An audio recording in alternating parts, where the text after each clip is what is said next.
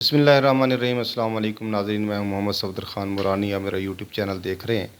तो आज की बहुत ही एक ज़बरदस्त ख़बर जो है वो ये है कि पाकिस्तान के जो फ़ील्ड मार्शल हैं आसिम मुनीर साहब, वो ईरान का जो है वो दौरा कर रहे हैं और साथ ही वज़ीर आज़म मोहम्मद शहबाज शरीफ साहब जो है वो अरब कंट्रीज़ के दौरे पर गए और उसके बाद जो है उन्होंने तुर्की की तरफ जो है रवाना होना है।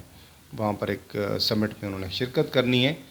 तो इस दौरे को अगर हम गुज़श्ता मुज़ाकरात के तनाज़ुर में देखें तो इसकी काफ़ी सारी इम्पोर्टेंस है इस दौरे की और इसके असरात हैं।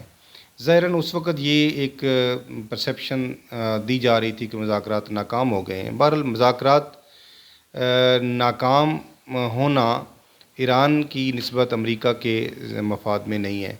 अगर नाकाम होते भी हैं तो इसमें अमरीका का ज़्यादा नुकसान है, जिसकी वजह से अमेरिका जो है वो डरा धमका कर और हर तरीके से मजबूर कर रहा है ईरान को कि किसी न किसी तरीके से ईरान जो है वो किसी डील पर दस्तखत करे। लेकिन अभी तक ईरानी जो है वो किसी भी अमरीकी धमकी के अंदर नहीं आ रहे हैं और बिलाखिर उनके जो अपने जो टारगेट्स उन्होंने सेट किए हैं, जो उन्होंने शराइत रखी हैं, उन शराइत से वो पीछे हटने वाले नहीं हैं। लास्ट टाइम मुज़ाकरात के अंदर जहाँ पे डेडलॉक कायम हुआ था, दो बड़ी शराइत थी जिसके ऊपर डेडलॉक कायम हुआ था। एक तो यूरेनियम की अफज़ूदगी का मामला था और उसके अलावा दूसरा जो इशू था वो स्ट्रेट ऑफ हॉर्मुज़ का था। दोनों के अंदर जो दोनों फ़रीक थे उनका जो मौक़िफ़ था बहुत एक दूसरे से डिफरेंट था।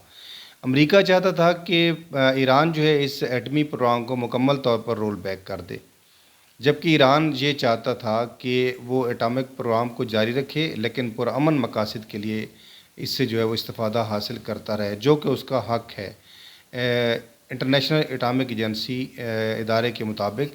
और उसके साथ ईरान का एक मुआहदा भी है IAEA के साथ, और उसकी रोशनी में क्योंकि वो एक आलमी इदारा है और ईरान ऑलरेडी ऑन बोर्ड है, उस इदारे के साथ वो ताउन भी करता रहे और अपने जितने भी एटॉमिक असासे थे उसकी जो उसकी जो मुआयना है वो भी उसके अंदर भी ताउन करता रहा। लेकिन उसके बाद जब हमले शुरू हुए तो उसके बाद जो है ईरान ने इजाज़त नहीं दी उन मुआयनाकारों को भी वहाँ पर आने की।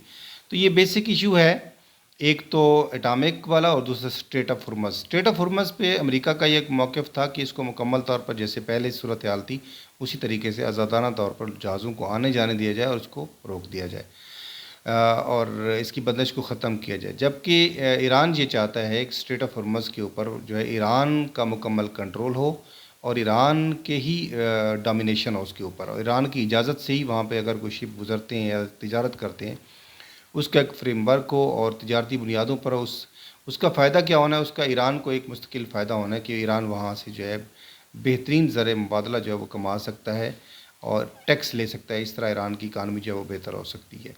बाकी उसके अलावा था कि जी पाबंदियाँ हटा ली जाएँ ईरान से और ईरान के जो मुंजमद असासे हैं उनको बहाल किया जाए। तो वो ऐसी शराइत थीं जिनके ऊपर अमल हो सकता था, वो इतनी मुश्किल नहीं थी। लेकिन बहरहाल यही जो अभी तक इस चीज़ के ऊपर डेडलॉक जो है बरकरार है। काविशें सारी की सारी इसीलिए हो रही हैं कि इस डेडलॉक को किसी तरीके से ख़त्म किया। हालाँकि काबिल अमल एक जो राय हल है ईरानी क़यादत ने पिछले उसके अंदर मुज़ाकरात जो इस्लामाबाद के अंदर हुए वहाँ पर भी दे दिया था कि क्योंकि ये हर मुल्क का एक राइट है कि वो पुरअमन मकासद के लिए जो है वो इस्तेमाल कर सकता है एटॉमिक पावर को।